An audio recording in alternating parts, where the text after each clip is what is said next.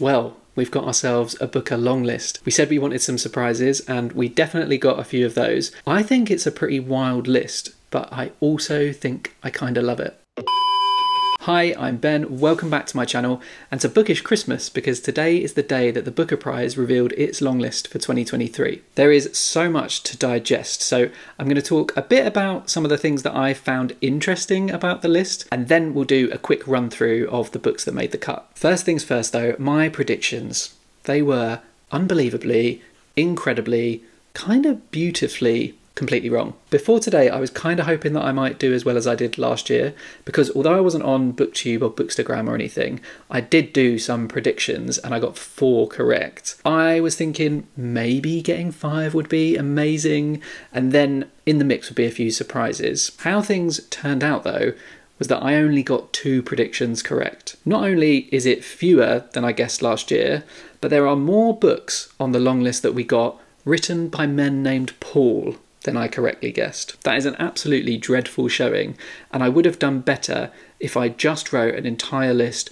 of books around the theme of the name Paul. Side note, I have actually written that list, so maybe I'll put it on Instagram or something just for fun. But anyway, predictions are just a way to get involved and get on the hype train for the booker, so I'm not particularly sad about that. I am actually quite excited that what we got is this pretty unexpected list filled with books that had appeared on nobody's predictions. And in a way, this long list has become pretty immediately notable for its omissions. The obvious one is Demon Copperhead. It's a book that has been loved by readers and prize panels quite a lot this year. And so while I'm not sad about it being left out because it's successful enough already, the Booker is a prize that aims to reward the best fiction of the year, and I do wonder how likely it is that all 13 of this year's novels are better, whatever that means, than Kingsolver's. But Barbara Kingsolver wasn't the only big name that's been left out. Former winner Salman Rushdie missed out on his 8th nomination, and Eleanor Catton's another winner who didn't make it, and also incidentally meant that there were no books representing Australia and New Zealand in this year's list. Zadie Smith's new book wasn't included,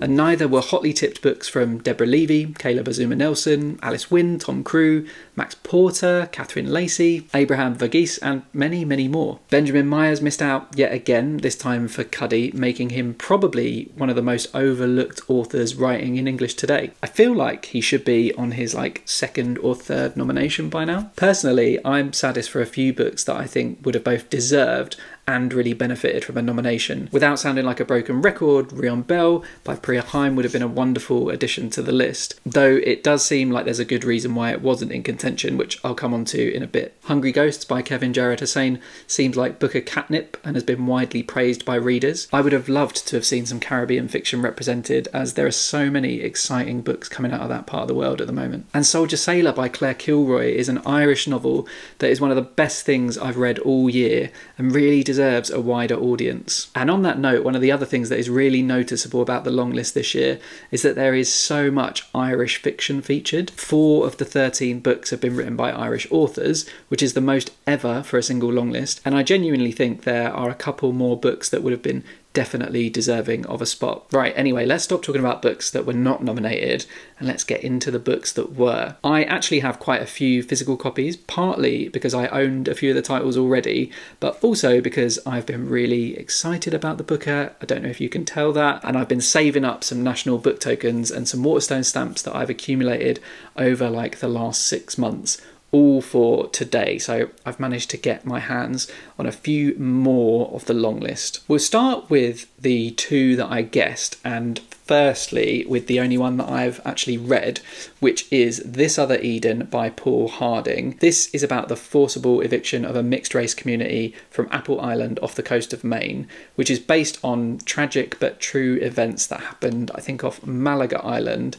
in a similar spot in the US in the early 20th century. I enjoyed this book. I actually didn't get on brilliantly with the like quite heavy poetic language to begin with, but once I got into it I really enjoyed the story, and it has stayed with me surprisingly well. There are some scenes in here that are pretty heartbreaking and pretty tragic, and they have stayed in my mind a little bit more than some other books that I've read so far in 2023. The other book that I had successfully predicted was The House of Doors by Twan. This nomination makes it 100% hit rate for Tan. All 3 of his novels have now been nominated. One of them previously reached the shortlist and one reached the longlist, so we'll see which camp this will fall in later in the year. This latest book from him is based on real-life author William Somerset Maugham, who goes to stay with a couple in 1920s Penang in Malaysia, and he entangles himself in their lives and I think mines it for a story. I've heard nothing but great things about this, and the writing is supposed to be really gorgeous. Both this and this other Eden I've spoken about quite a lot in previous videos or in my predictions, so I won't labour the point too much about these ones. Then we have the novels that I have heard of, and they weren't necessarily obvious choices for the long list, but at least I was aware they existed. The first one is The Beasting by Paul Murray. This is a 650-page dark comedy about a family in Ireland and their trials and tribulations. Murray is an Irish author that's previously been nominated for his book Skippy Dies in 2010, and I'm currently unsure how I want to tackle this one. I've heard a mixture of rave reviews from some people, but then others using air quotes when they call it a comedy. I'm kind of optimistic about it. I think it could be a really riotous read. I might actually tackle it as an audiobook, as I've heard different parts of the story are narrated by different actors and that it's really well done and really enjoyable and engrossing. The only drawback is that it's 26 hours long, and that seems like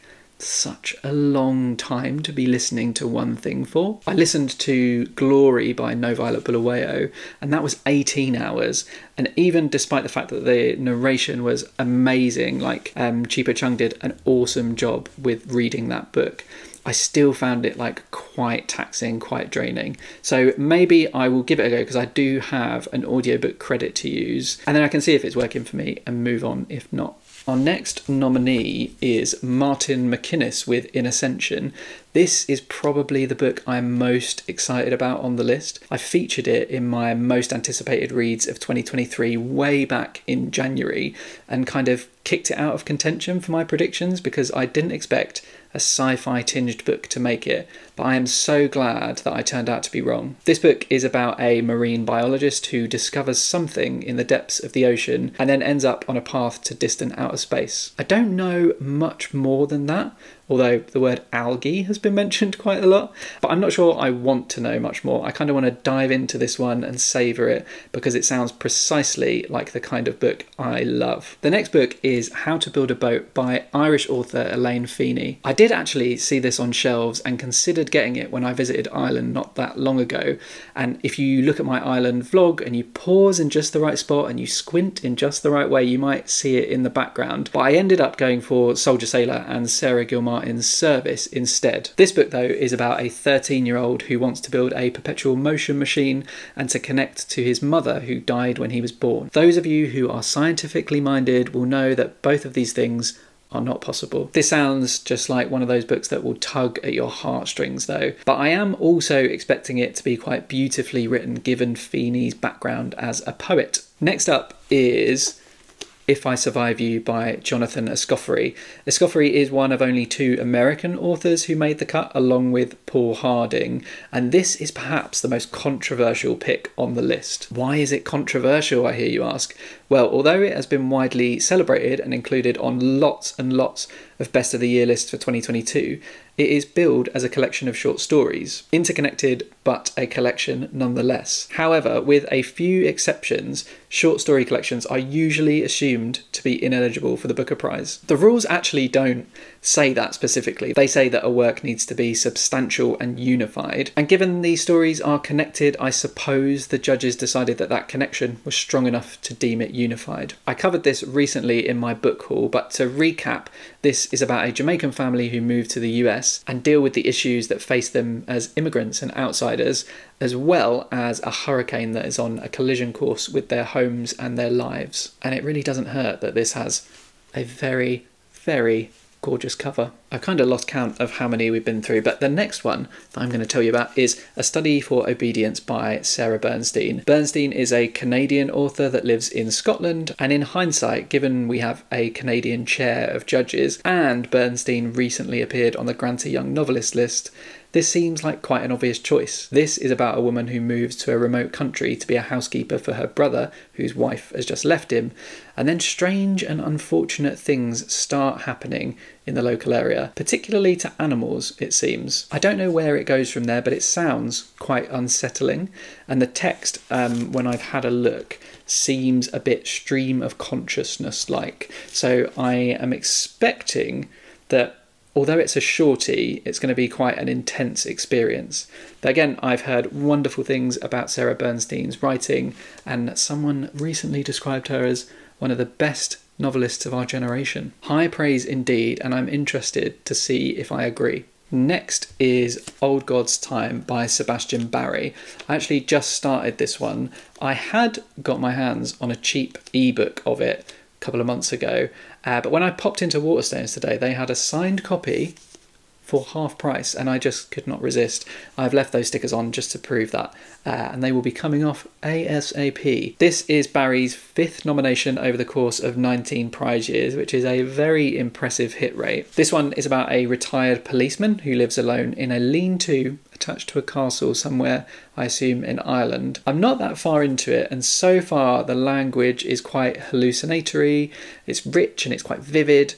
I don't know how I feel about it just yet, but there does seem to be something a bit off about the protagonist's frame of mind and his memory, so I'm expecting some really interesting twists and turns, and I have heard that it's got a very good ending. Again, another one with a really gorgeous cover. Well done. The last book in this group of ones that I had already heard of is A Spell of Good Things by Ayòbámi Adébáyò. Around the time of the Women's Prize, and when we were all speculating about what was going to make it and what wasn't, I remember Simon Savage saying, "This one seems like more of a booker book," and I bloody wish that I'd listened, because he was right. This is Nigerian author Adébáyò's second novel, and it's been described as a state-of-the-nation novel that throws together two children from completely different socioeconomic backgrounds, and it unpicks structures of wealth and power and poverty in Nigeria. If I'm completely honest, I don't know how excited I am about this one. I'm not completely sure why, but I think it might be because I had a flip through a physical copy in a bookshop, and the text was really densely packed and the margins were quite small, and I don't know why, I don't really like that. But I do have an ebook of this, so I guess I can make the font absolutely massive and the margins huge, and I'll love it. Right, we've got 4 more books, and each of these was pretty much not on my radar at all. Some of them I had never ever heard of before, and a couple I guess I've seen on like an Instagram post or something as a book someone has read, but didn't really have any idea of what it was. The first one of these is Pearl by Siân Hughes. This is a book from the Indigo Press, which is a small indie publisher which also published Rion Bell. Pearl being on this list probably means that Rion Bell wasn't even submitted. However, I kind of think this works out brilliantly for Indigo, because Rion Bell appeared on lots of predictions lists and so got loads of attention in the run-up to the longlist announcement. And now Pearl's on the list and it gets a massive boost too. For a small press to get attention on more than one of its books, especially in relation to such a big and prestigious prize like the Booker, it is really fantastic for them. Anyway, what is Pearl about? It's about a young girl whose mother goes missing, who then finds a medieval poem called Pearl and sets about to make an illustration of it, in which she's trying to find some solace and some consolation, but can never seem to finish the task. Reading the synopsis, it sounds like it's got like fairy tale or folklore vibes mixed up in an intriguing way with the mystery of the missing mother. I am absolutely thrilled for Siân and Indigo to be on this list. It is such a wonderful thing to see a small press make it big. Next is Western Lane by Chetna Maroo. This is a debut from British author Maroo. On paper, this is a cover that I feel like I should hate, given that it's got this photograph and it's got some partial decolorization. Is that a word? Anyway, where you make it partly black and white and the rest colour. But I don't know, there's actually something really alluring about this. I kind of like it. I think it's the mosaic thing. It is just quite attractive to me. This is a super short coming of age story about a girl called Gopi and touches on themes of sisterhood, family loss, and maybe surprisingly playing squash. Beyond that, I don't know too much, but given how quick a read it seems, it is a tiny little thing, it seems as though I might as well just read it rather than trying to find any more detailed a synopsis, or we're going to end up in like Netflix trailer territory where it basically gives away the entire plot. Very interested in this one. Our penultimate nominee is Paul Lynch with his book Prophet Song. This is the 4th Irish book and the 3rd Paul on the list, and the only book here that hasn't been released yet, as it doesn't come out until later on in August. It's about a woman whose scientist husband is disappeared by an increasingly totalitarian Irish government. This isn't the first dystopia we've seen make an appearance in the Booker Prize.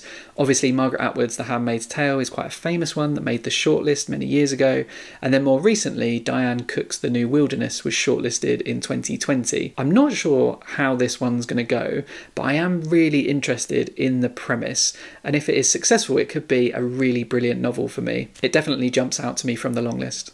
Our final book is All the Little Bird Hearts by Viktoria Lloyd-Barlow.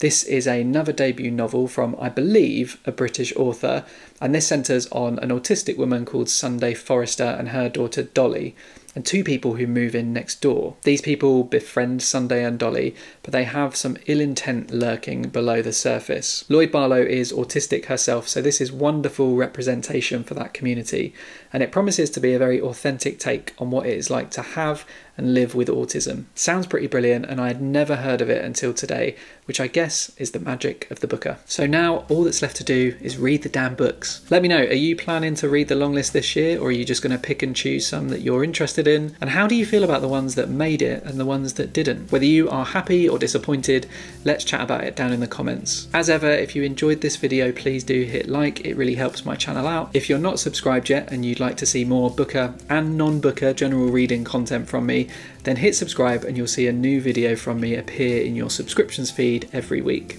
Until next time, toodles.